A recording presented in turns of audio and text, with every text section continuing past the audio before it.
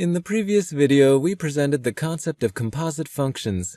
In this video, we will use the idea of composing functions to illustrate the concept of the inverse of a function. Consider the special situation in which the domain of function f is the same as the codomain of function g, and moreover, each blue dot lands in codomain x in the same place that it starts in domain x.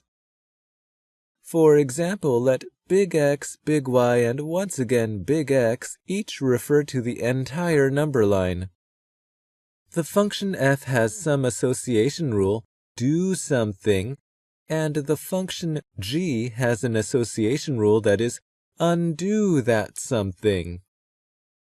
A point in domain x lands at exactly the same point in codomain x, no matter where the corresponding point in codomain y might happen to fall.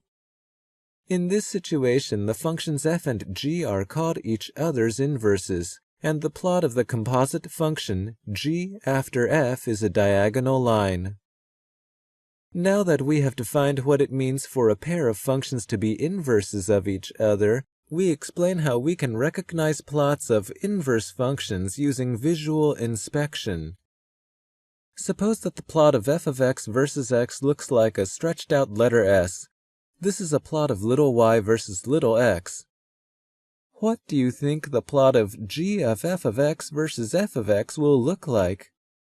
Please pause the video to prepare a response. To develop our answer, we consider, for example, the ordered pair xy equals 3, 4. This ordered pair in pink corresponds to another ordered pair, yx equals 4, 3, in purple. Every ordered pair xy in the upper plot corresponds to an ordered pair yx in the lower plot with coordinate values exchanged. This exchange corresponds to reflecting points diagonally across the dotted line. The plot of g of f of x versus f of x is a mirror image of the plot of f of x versus x. The plots of inverse functions are reflections about the dotted line y equals x.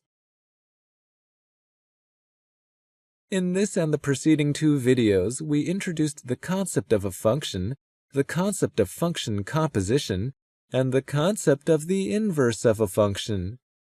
In the final video in this slide deck, we will use the concept of the inverse of a function to help us to think about the square root function. In developing that function, we will introduce the imaginary root I.